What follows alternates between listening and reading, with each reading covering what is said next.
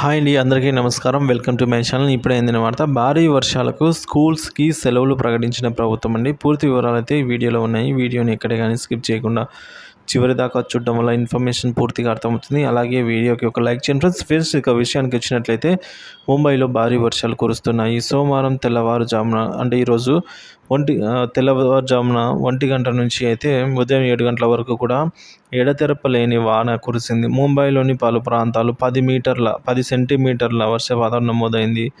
So ఈ విధంగా భారత వాతావరణ శాఖ ముంబై, థానే అలాగే కొంకన్ బెల్ట్లకు ఆరెంజ్ అలర్ట్ అయితే జారీ చేసిందండి. ఇక ముంబైలోని పలు ప్రాంతాలు నీట మునిగాయి. రోడ్లపైకి నీళ్లు చేరింది. భారీ వర్షాల కారణంగా ముంబైలోని విద్యా సంస్థలకు అధికారులు సెలవులు ప్రకటించారండి. సో థానేలో నీట మునిగిన రిసార్ట్ నుంచి 49 మంది ఎన్డీఆర్ఎఫ్ బృందాలు రక్షించాయండి. ఇక పాల్ఘర్లో వరదల్లో చిక్కుకున్న 26 మంది గ్రామస్తులు రక్షించారని 26 మందిని. ఇంకా మహారాష్ట్రలో కురుస్తున్న భారీ వర్షాలకు సెంట్రల్ రైల్వే సబర్బన్ సర్వీసులపై అయితే ప్రభావం పడిందండి. సోమవారం ఉదయం స్టేషన్ల ట్రాక్పై అయితే నీరు నిలిచిపోయింది. కొన్ని గంటల పాటు రైళ్లు నిలిచిపోయాయి.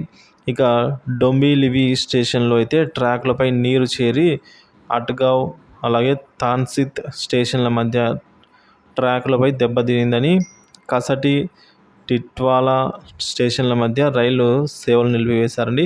అత్యంత రద్దీగా ఉండే కళ్యాణ్ టు కసరా మార్గంలో రైలు రాకపోకలకు అంతరాయం ఏర్పడింది. అనేక రైళ్లను దారి మళ్లించారు, కొన్నిటిని రీషెడ్యూల్ కూడా చేశారు. ఇకపోతే ముంబైలో సోమవారం అంత భారీ వర్షాలు కురిసే అవకాశం ఉందని వాతావరణ శాఖ అంచనా వేసింది. రాబోయే 3-4 రోజుల్లో మహారాష్ట్ర భారీ వర్షాలు అయితే కురిసే అవకాశం ఉన్నట్టు అయితే చెప్తున్నారండి. సో ఈ మేరకు ఈ భారీ వర్షాల వల్ల స్కూళ్లకు సెలవులు అయితే ప్రకటించిందని అక్కడ గవర్నమెంట్